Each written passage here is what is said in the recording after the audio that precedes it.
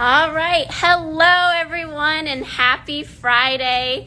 I'm Allison Simpson, the Communications and Outreach Advocate here at Opportunity Village, and I am very excited to share with you all today our celebration of Pride Month. So we have a great panel with us.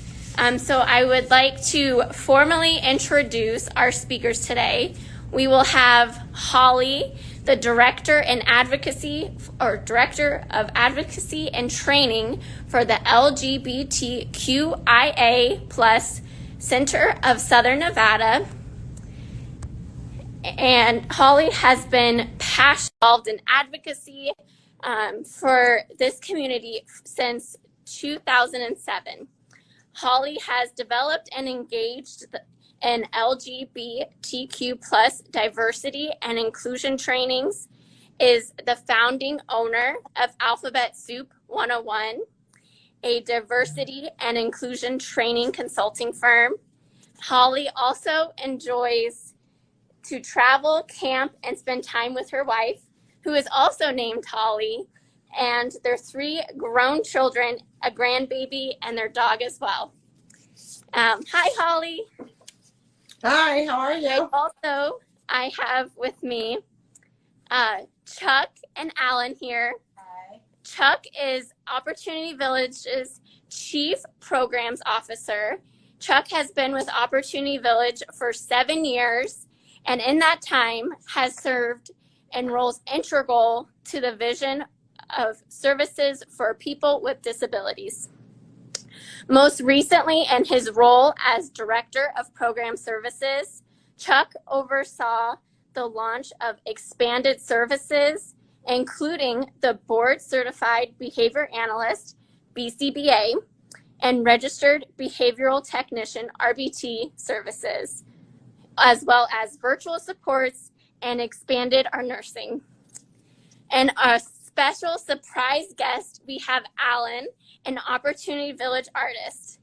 Alan's art is inspired by his interest in Japanese culture, gender identity, and his favorite animal, the wolf.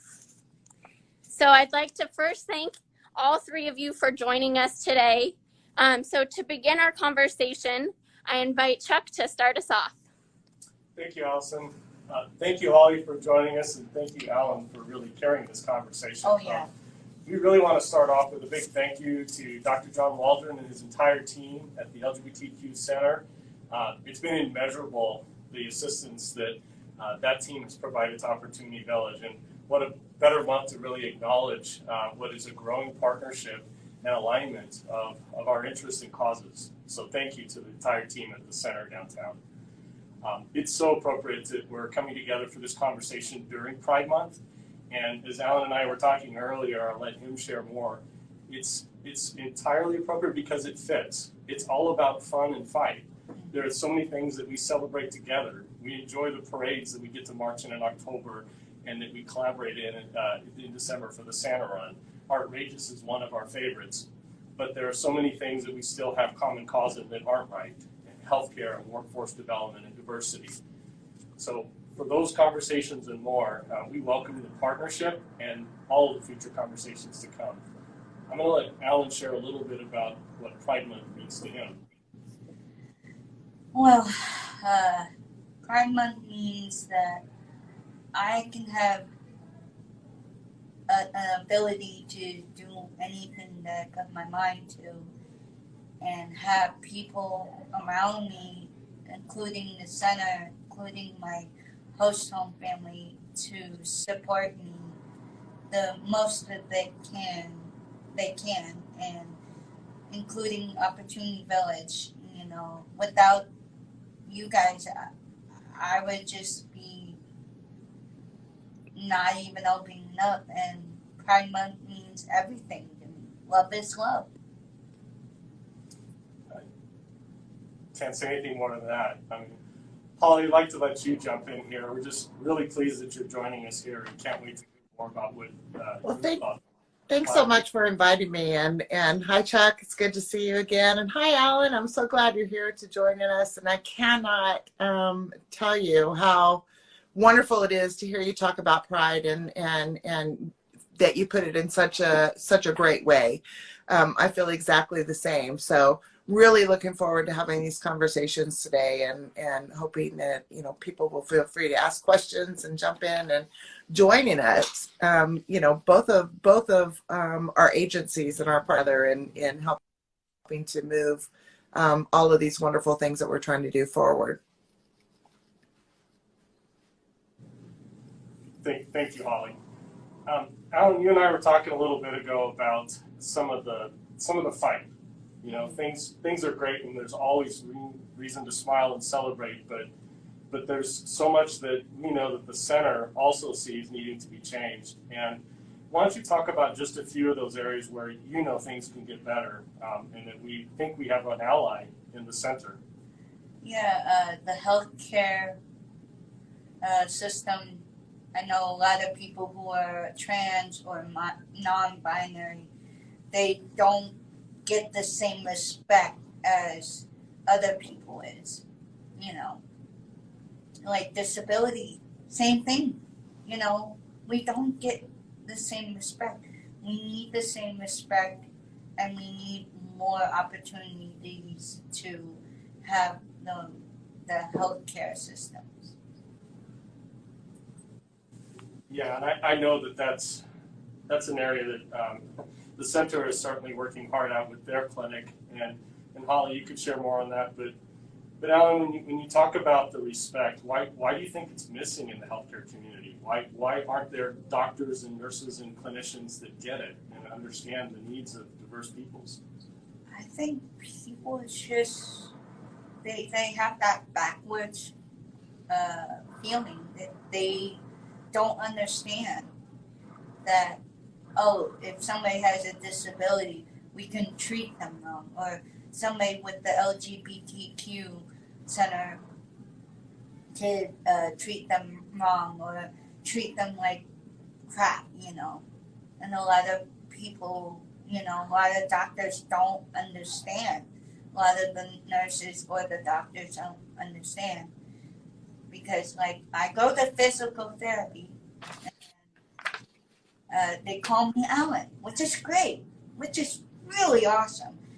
And then when I'm at my doctor's appointment, you know, for checkup or whatever, they call me by my dead name, and I want to get that fixed. You know. So for those of you that are listening that may not understand what a dead name is, that's when somebody affirms their gender and they are telling you what their pronouns are and what their name is. A dead name is it's the name that you were given on your birth certificate that you no longer identify with, and you're asking people to see you and hear you as who you are. And so when you call somebody by a name that they don't, that doesn't identify with them, it's not their name, right? And so it's extremely, incredibly disrespectful. You're basically saying, I get to tell you who you are, and I'm not going to see you. I'm not hearing you. I'm not seeing you as the person that you are. So just to fill in a little bit there. And thank you, Alan. There are so many things that we hope with our being able to grow the clinic that we can address like that. Of course, we have training for medical professionals. We're always trying as the center to be able to bring people forward and to support them, to support our communities, and to give culturally sensitive care to people. But it's just not something yet that's taught really in medical schools. And there's a lot of people that are defensive and just don't want to get on board. And some of that is from absolute ignorance, and other is from just, you know, being just absolutely disrespectful and rude, right? It comes from all sides. But yeah, so having these conversations, I think, is really important. You know, one of the things that we were that I was thinking about was the ways, the intersections, and the ways that the LGBTQ IA plus community and the ways that that Opportunity Village, our communities, there are so many different things that we share in common. And some of those are, first of all, there's LGBTQIA people in every community, right? So of course we have people in your community. But the other thing is that, my daughter had Rett syndrome, and throughout her whole life, I saw different things happening that correlated. And some of those things are like people marginalizing, right? And pushing you away, people underestimating, people not asking questions and being open and getting to know, educating themselves. I kind of have this story that I talk about in training of like that we're kind of seen as the misfits. Back on Rudolph the Red-Nosed Reindeer, right? The Island of Misfit Toys. It's like putting people over here because you're uncomfortable or you're afraid you're going to say the wrong thing or you're afraid you're going to hurt somebody's feelings, rather than to engage and learn and spark that curiosity and ask questions and all of that. So I really hope that that the people are watching, the people are listening, will challenge themselves to get to know us all, right? We're all extraordinary, wonderful people with things to give and things to share, and all we need is that opportunity to be able to be seen, right? And to be able to be heard. So I wanted to also say, Alan, that wanted to point out that Alan is going to be one of our recipients of the recipient of the Lanny D. Love Award at the Center's honorarium this year, and has been really instrumental in helping the staff and the people at the center to feel really comfortable, helped give a tour and let us know what's going on from the inside over there, and also has been instrumental in having these conversations about what does it mean to be trans and non-binary and how can we support better and all of that. So we're just so excited about where the future is heading and our partnerships, and I'm so happy to see you here today, Alan. That's amazing, Alan. I mean, we already knew about this honor that's coming, but just hearing it announced like that, it just makes us so proud. I can remember that tour, and it was really just the excitement about the potential and all the additional collaboration that our two organizations and our causes can be a part of. And if you don't mind, I want to take some of this goodwill and just maybe tackle a few of the tougher questions. And Holly, get your thought on this too. But healthcare is such a big issue. The center was helpful in allowing Opportunity Village to get this far into the pandemic and successfully. But, the things that Alan was talking about facing, the outright ignorance and lack of understanding, to me, the first thing that came to my mind is how we have to improve the diversity of the workforce. And, the center hosted a career fair that Ogie joined in recently because, we're looking for folks that are mission-minded and want to join us, and I know the center is too. Holly, do you have any recommendations on how to position organizations like ours in a way that attracts diversity, that makes sure that people who are aligned with being allies for all causes are interested in being a part and rewarded in positions that we have? Because it's obviously important. Well, I think that, being able to be open to conversations and open to questions and have things like what we're doing today, right? Where we're talking on social media out there to where people can find us and know that we're accessible, right? We're willing, we're ready, we're excited to be able to have partnerships. And, Las Vegas has such a great community. And, we get together and we build relationships and get to know each other and find out where we can volunteer, where we can help out, where we can put donation dollars, getting to know what it is that we do. And I think that, that mission-oriented piece is so important, Chuck. And I was talking to John, who is, as we have in common, is our CEO and worked with Opportunity Village and is still so drawn. I'm on the board of the A team. just recently getting involved with that. There's so many different ways that we can be involved, that everybody can be involved and find something that they can do, whether it's something that is like an everyday or a once a week or once a month, or just, opening up your wallet, or whatever it is. There are just so many different ways that people can support and engage. And I hope that people feel free and willing to reach out to the center and to reach out to OV and to see, just to ask those questions and let us know what it is they're interested in, so that we can do that more. So I'm seeing on here, how can we counteract unconscious bias in the workplace? And I think that we don't know what we don't know, right? As people, and bias is something that is automatic for us. It's something that it's a fallback, it's a default that we go to. You have to really work at being mindful and self-aware. And one of the things that you can do that's really, I think, simple to do is pay attention to the feedback that you're getting when you're interacting with another person or a group of people.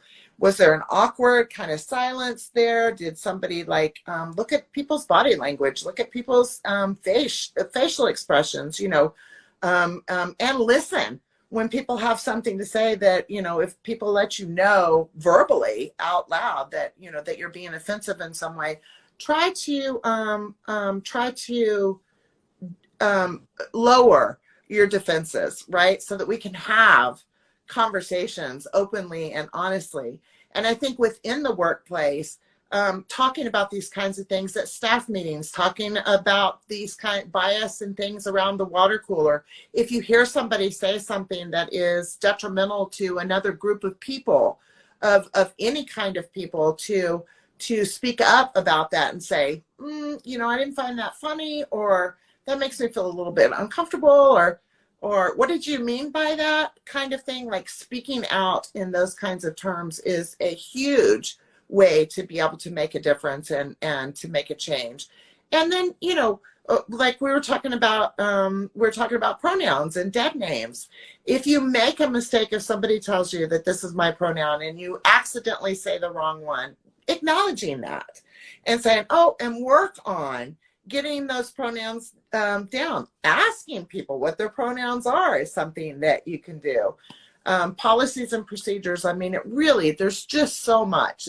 It's really simple to make changes, because there's just so many changes that need to be made, and so many ways that we can do that. Thank you, Holly. I know that we've taken in a lot, and I know those that are listening, many of our colleagues from Opportunity Village are listening in, because we know we always have room to improve, and that's our goal. And we've learned so much from the partnership. I personally learned so much from the relationships at the center, and more specifically from Alan. And I'd like to say, it's not all bad. And Alan, you have some examples of what it means to you to have diversity here at OV, and how it's allowed you to be your authentic self. Is there anything that you'd want to share about that? Well, if we weren't diverse, we would be blobs, like little gray blobs that doing the same thing over and over and over. We wouldn't have people from different countries or different ethnicity or different the LGBTQ people. They're afraid to come together. I think we need to come together as one. We can't just be diverse. But when there are people that allow you to be yourself, how does that make you feel? It's amazing. It's amazing. I would like to give a shout out to Kim Schwartz, who brought me out of my shell almost the first day I first met her. She got me out of my shell, and I knew who I was. I'm glad that you had allies. Mm-hmm. That's meant a lot to you, I can tell. Mm-hmm. One of the things that we know, acknowledging that we all need to get better, is is how to have those conversations. And at Opportunity Village, there's a DEI team led by Brian Wright, and it's a relatively new effort. We've had others in the past, but in this forum, the goal is not to talk and share information, but to listen. And I know you've had thoughts about what you would share and ask for assistance with improving, not just at OV, but in general. In general, yeah. How does that look for you? I think it's a great idea because a lot of people here in the city, here in any state or any country, need to have gender neutral bathrooms so people can be included, so they don't have to be shouted at or be discriminated about their gender or their disability, because we're all people. We don't need this hate. And me being half Asian, with all this hate, and it makes me sad because a lot of Asian people are trans, or they're gay, or they're bi, or they're, and they're afraid to come out. It's okay. It's alright. I'll be your advocate. That's wonderful. That's wonderful, Alan. I was thinking about what you were just saying about, diversity and people being unique, and it makes me think when you're talking about different cultures and different languages and different ways of dressing and different ways of moving in the world. Diversity reminds me of being in a garden full of flowers, right? And the more different types and varieties of flowers you have, the more beautiful it is. All the different fragrances, all the different colors, all the different, heights, and there's that differences, all the spices and the flavors and the music, and all of those things, all of those differences add joy, and they add a sense of amazement and excitement and love into the world, right? Fun, all of the playful stuff. And if it was all the exact same flower and we were all the exact same color and all of this, like you were saying, the kind of like blobs, right? What a boring place the world could be without all of these incredible differences that we have to bring and to offer. And I feel really, really sad as well, not only about the level of stereotyping and hatred and fear that there is in the world, but I feel really sad for people that haven't experienced the joy of learning about things that they don't know, and meeting people and finding out a whole new side of life that maybe they've never experienced before or even thought about before, and how exciting that is, right? If we only had one piece of music, that would be better than not having any, but the world would just be flat, right? All of this diversity just makes the world an incredible place. And I'm so just so glad too that you're here and we're able to have this talk. I love what you're saying, Ellen. So we have received one question from the audience just as we start to wrap up this conversation. Alan, were you shy as a kid? Yes, I was shy when I was growing up, but once I came to Opportunity Village, I bloomed, basically. I bloomed, and then I finally realized there was another client who is also transgender. He is male to female, so she is having trouble, but I will be their advocate, and whatever we need to do, we can do it. Alan, you're the brightest person I know. I promise, as flawed as I am, to be a better ally. I know I have a lot of listening to do. I have a lot of learning to do. And I've learned a lot from you. I've learned a lot from our friends at the center, and I promise to keep getting better because I want people to genuinely be included, not just feel included, but be included. And have the state be included too. Absolutely. In Vegas. Absolutely. In Vegas. I'm looking forward to a lot more conversations with our friends at the center and many other partners. I think we have a lot of other folks out there that would love to join in on this conversation and really get the word out and start coming up with solutions. But it starts with some open, honest conversations about where we're flawed, where we need to improve. And I know we have some work to do here. And so I thank you for being honest about those areas, Alan. Thank you. So I'm going to ask if anyone that's watching today, if they have any questions, we're going to open the floor to you, and we'll stay on for just a few more minutes.